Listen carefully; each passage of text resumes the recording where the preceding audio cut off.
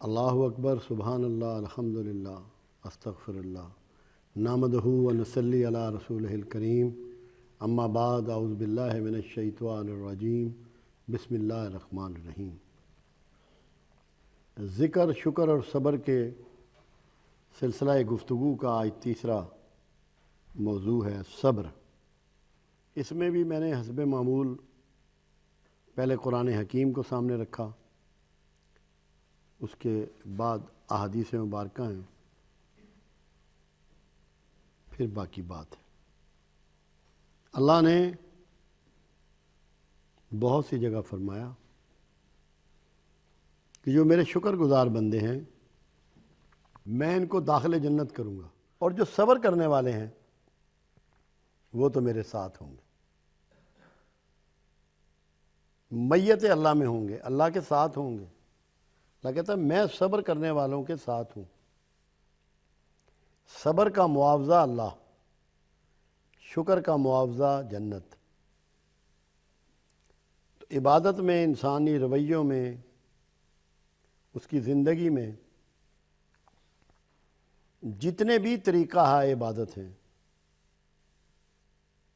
جتنے بھی اخلاقیات ہیں، جتنی بھی دانائیاں ہیں، جتنی بھی حکمتیں ہیں، جتنے بھی اصول ہیں، سب سے محترم اور سب پہ غالب سلسلہ صبر۔ اور کوئی پیغمبر ایسا نہیں گزرا پروردگار عالم نے جس کو دنیا میں مابعوث کیا ہو، دنیا میں بھیجا ہو، یا کوئی اصحاب رسول ہوں، تمام انبیاء کے اصحاب ہوں، اولیاء اعظام ہوں، عظیم لوگ ہوں، ریفارمر ہوں، ایسا نہیں گزرا کہ جس کو صبر سے نہ گزرنا پڑا ہو۔ یہ وہ واحد کسوٹی ہے کہ اللہ تمام عظیم لوگوں کو اس سے گزارتا ہے، اور جب وہ اس میں کامیاب ہوتے ہیں تو اپنی میت میں اپنے ساتھ ان کو رکھتا ہے۔ جیسے روزے کے بارے میں خود مالک کہتا ہے کہ ہر چیز کی میں جزا دوں گا مگر روزے کی جزا میں خود ہوں۔ اپنے آپ کو اس کی جزا قرار دے رہا ہے کہ میں روزہ رکھنے والے کو، جو صبر کرنے والا ہے، اس کے ساتھ کھڑا ہوا ہوں گا۔ روزے کی جزا میں خود ہوں۔ اس لیے عبادات میں، اخلاقیات میں، معاملات میں جو سب سے اعلیٰ ترین چیز ہے وہ صبر کہلاتی ہے۔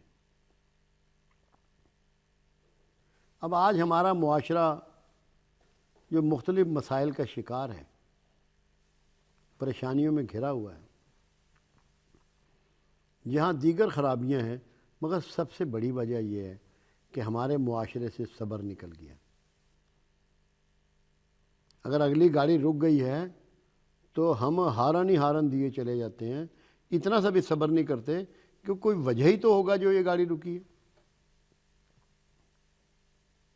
ذرا سی بات پہ ملعون کرنا شروع کر دیتے ہیں ذمہ داروں کو، ذرا سی بات پہ بددعائیں دینا شروع کر دیتے ہیں، ذرا سی بات پہ بیڈ ریمارکس دینا شروع کر دیتے ہیں۔ تو صبر ہمارے معاشرے سے اٹھ گیا ہے۔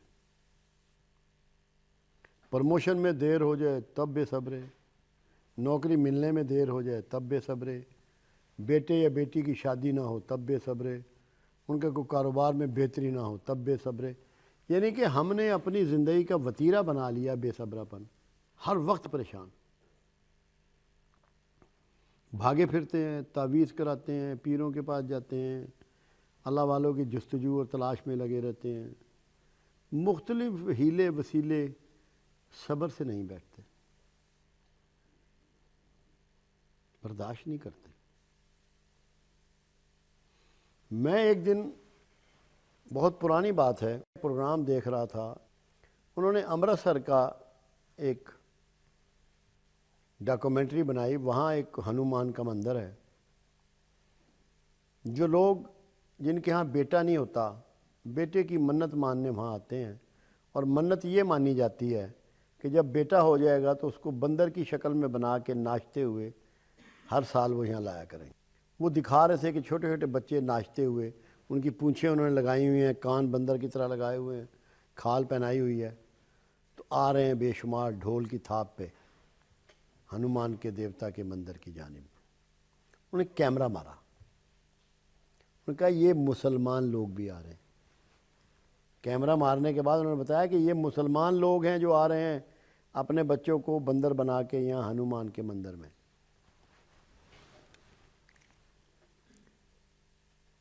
اب سوچنے کی بات ہے، ایک لمحے کے 1000ویں حصے میں سوچئے، کیا ہنومان بیٹا دے سکتا ہے؟ کیا یہ ممکن ہے؟ اب یہ سمجھنے کی بات ہے۔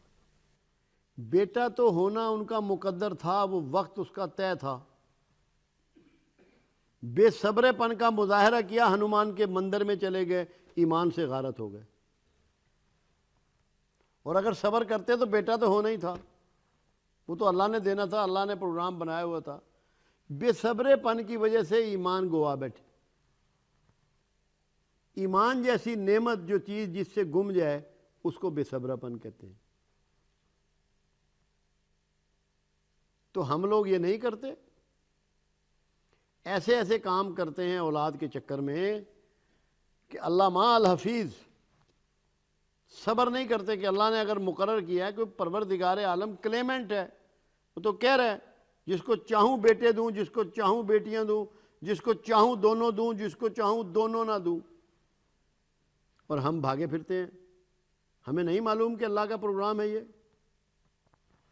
میرے پاس بے شمار لوگ آتے ہیں جو علاج کے مختلف مراحل سے گزر چکے ہیں، وہ علاج جو بڑے دعووں سے کیا جاتا ہے مگر اولاد نہیں ہوئی، کیونکہ یہ اللہ کا پروگرام ہے، یہ اللہ کا حصہ ہے، یہ اللہ کی اتھارٹی ہے، اولاد دے یا نہ دے۔ ہم ادھر ادھر بھاگتے ہیں، مخلوق کے پیچھے دوڑنا شروع کر دیتے ہیں، بے صبرے ہو کر ایمان سے ہاتھ دھو بیٹھتے ہیں۔ اور اگر اللہ پہ بھروسہ رکھیں، جو حجت ہے، اگر کوئی بیماری ہے کسی کو، اس کا علاج کرنا حجت ہے، حکم ہے شریعت کا، اللہ کا، اس کے رسول کا، وہ ضرور کریں۔ بے چین ہو کر، بے صبرے ہو کے اپنے اصل راستے سے کبھی مت ہٹیں۔ تو بے صبرہ ہونا ایمان کو کھا جاتا ہے، اور صبر صاحب ایمان بنا دیتا ہے۔ تو میں نے ایسے لوگ بہت سے دیکھے، ایسی ایسی حرکتیں کر بیٹھتے ہیں بے صبرے ہو کر کہ جو کسی مسلمان کے لیے کبھی بھی رواج نہیں ہے، کبھی بھی جائز نہیں ہے۔ تو اس لیے اللہ سے تعلق میں، بہترین زندگی گزارنے میں، رسول اللہ سے تعلق سے بہترین چیز اور انبیاء کا طریقہ وہ صبر ہے۔ اور اگر صبر ہماری سمجھ میں آ جائے تو انتہائی مطمئن زندگی ہم گزارتے ہیں، اور اللہ کے ہاں بھی ہم مقبول بندوں میں شمار کیے جائیں گے۔